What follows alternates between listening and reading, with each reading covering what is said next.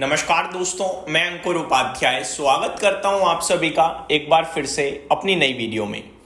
दोस्तों यहां पे आप सभी के साथ बात करूंगा इन्फोसिस के बारे में। आज अगर निफ्टी हरे निशान में बंद होने में कामयाब हुआ है तो उसके पीछे रीजन है इन्फोसिस। अगर आज बाजार में आईटी क्षेत्र रॉकेट हुआ है तो उसके पीछे रीजन है इन्फोसिस। दोस्तों इन्फोसिस की तरफ से खबर आती है कि इन्फोसिस करने जा रहा है बायबैक और 11 सितंबर को बोर्ड मीटिंग है। बायबैक को लेकर विचार करेगी कंपनी, डिटेल्स भी शेयर करेगी। अब आप सभी को पता है आईटी कंपनियां क्या है कि बायबैक के लिए जानी भी जाती हैं। पहले क्या होता था, नाम का बायबैक होता था, लोग आते थे ओपन मार्केट से खरीद के चले जाते थे, टेंडर रूट से आते ही नहीं थे। इन्फोसिस ने भी हालांकि ओपन मार्केट से बायबैक करे हैं, लेकिन ज्यादातर समय आईटी कंपनियां टेंडर रूट से ही बायबैक करती हैं। सेबी का एक नियम आता है कि ओपन मार्केट से बायबैक नहीं होगा क्योंकि उसमें किसी का फायदा नहीं होता। वो नाम का बायबैक हो गया। बायबैक करना है लिटरली इन्वेस्टर्स को फायदा देने के लिए ये टर्म बनाया गया, तो आप टेंडर रूट से ही करोगे। मैं आपको बताना चाहूंगा ओपन मार्केट और टेंडर रूट क्या फर्क होता है। ओपन मार्केट में कंपनी क्या कहती है, एक प्राइस दे देती है। फॉर एग्जांपल इन्फोसिस का ही एग्जांपल ले लें, 1500 रुपये भी भाव है। मान कर चलो इन्फोसिस कर दे, हम ओपन मार्केट से बायबैक करेंगे, इतने रुपए का करेंगे और इतने समय के अंदर अंदर करेंगे, और बायबैक का जो प्राइस है वो जो है 1750 से नीचे ही रहेगा। क्या फायदा मिला? मेरी पोर्टफोलियो में भी शेयर है, आपकी पोर्टफोलियो में भी शेयर है। कंपनी आज खरीद रही है, कल खरीद रही है, मुझे आपको कुछ पता ही नहीं, कोई फायदा नहीं मिला इससे। इनडायरेक्टली कोई फायदा नहीं है। इनडायरेक्टली फायदा है कि कोई सेलर आ रहा होगा तो कंपनी खुद ही शेयर्स को खरीद रही है, शेयर गिरेगा नहीं। ये इनडायरेक्टली फायदा होगा, नो डाउट, मुझे भी पता है, लेकिन डायरेक्ट किसी को फायदा नहीं। अब टेंडर रूट में क्या होता है, कंपनी कहते भैया 1750 रुपए या 1800 रुपए पे मैं बायबैक कर रहा हूं, ये होता है टेंडर रूट। तो मेरे पास अगर 10 शेयर्स हैं, अब रेशो मान लो 10:2 का भी आए तो 10 में से मैं 10 के 10 शेयर्स कंपनी को दे दूंगा खरीदने के लिए। 2 भी ले लेगी तो भैया 1500 वाला मेरा 1750 या 1800 पे तो बिका, तो मेरे को 250-300 रुपए प्रति शेयर तो फायदा हुआ, तो कम से कम डायरेक्ट कुछ प्रॉफिट हुआ। ये होता है टेंडर रूट। अब अगर मैं आप सभी के साथ इन्फोसिस का मैटर शेयर करूं तो डेटा क्या कह रहा है, मतलब प्रीवियस डेटा क्या कह रहा है। देखो आईटी कंपनियां कैश रिच कंपनियां होती हैं, कोई केपेक्स वगैरह तो करना नहीं होता, पैसा आता रहता है, यूज जब पड़ा रहता है इनके पास। इनके लिए तो एम्प्लॉय और इनका कंप्यूटर खर्चा, इससे ज्यादा खर्चा है नहीं। अब इन्फोसिस क्या कहता है डेटा, वो बताता हूं। सबसे पहले तो जो बायबैक हो सकता है वो कैसा हो सकता है वो बताता हूं। अगर हम प्रीवियस डेटा देखें तो 2021 में अप्रैल 14 को कंपनी ने बायबैक जो किया वो 1750 रुपए पे किया था, और वो उनके करंट मार्केट प्राइस से 28.5% प्रीमियम पे था, 1750 पे।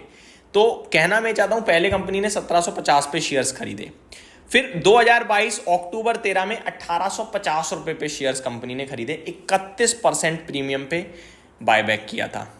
और इसी एवरेज से देखा जाए तो कंपनी मोटा मोटी 24 से लेकर 31% के प्रीमियम पे बायबैक करती है। ठीक है जी। तो आपके लिए कल का जो प्राइस था कंपनी का, आज तो क्या है कि बायबैक के बाद ऊपर चला गया तो आज का तो हम काउंट नहीं करेंगे, तो कल का जो क्लोजिंग प्राइस था कंपनी का वो था 1444 का। उससे अगर मैं 24 से 30% की बात करूं तो 1790, यानी मोटा मोटी 1800 से लेकर 1900 के बीच में ये बायबैक प्राइस आ सकता है, पहली बात। अब प्रीमियम तो मैंने आपके साथ डिस्कस कर दिया, प्राइस डिस्कस कर दिया, अब अमाउंट डिस्कस करते हैं। बायबैक की साइज क्या हो सकती है। 2021 में जब कंपनी ने बायबैक किया था तो बायबैक किया था करीब 34% का। ठीक है जी। कौन से 34% का? जो उनके पास कैश बैलेंस था, जो कंपनी के पास रिजर्व्स पैसे पड़े थे ना, उसका 34% यूज करा। कंपनी के पास कितने रुपए थे उस समय? 27,000 करोड़ रुपए कंपनी के पास कैश बैलेंस था 2021 में। इसका 34% इन्होंने बायबैक किया, यानी करीब 10-11 हजार करोड़ का आप मोटा मोटी कह सकते हैं। उसके बाद इन्होंने 2022 में 35% का बायबैक किया था, और उस समय इनके पास पैसा कितना था? 26,500 करोड़ के समथिंग, यानी सिमिलर अमाउंट फिर से आता है। अब जून 2025, 30 जून 2025 तक जो कंपनी के पास कैश है, आपके कान खड़े हो जाएंगे सुनकर, 45,000 करोड़ रुपए पड़े हैं कंपनी के पास। 45,000 करोड़ रुपए भाई साहब बहुत बड़ा अमाउंट होता है, बहुत ही ज्यादा बड़ा। तो मार्केट ये कह रहा है अगर 30% बायबैक आया तो बायबैक हो जाएगा बहुत बड़ा वाला, क्योंकि 45,000 यानी कि करीब 13,500 करोड़ से भी बड़ा बायबैक हो सकता है। ये तो बहुत बड़ा मान रहा है बाजार, ठीक है जी।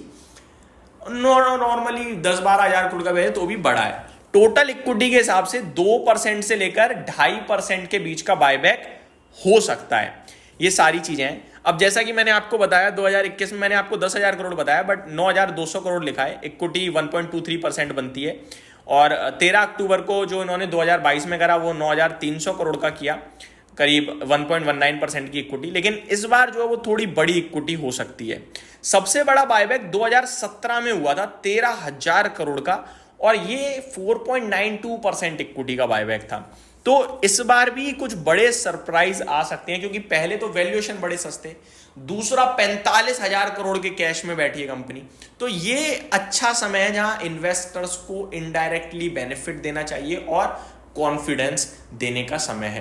तो बायबैक बड़ा होने से बहुत फायदे होंगे। हालांकि अगर आपको कि मैं क्या ओपन मार्केट में शेयर ले लूं, तो मैं इसके लिए कहूंगा कि ले सकते हो, लेकिन बायबैक के लिए नहीं, लंबी अवधि के लिए 2-2.5 साल के लिए कंपनी पे भरोसा करके। बायबैक में आपका ऐसा कोई बड़ा फायदा नहीं होता है, मैंने नॉर्मली देखा है। तो ये मेरी तरफ से आपके लिए अपडेट थी। उम्मीद करता हूं डिटेल्स पसंद आई होंगी। Thank you so much for watching this video. Have a great day guys.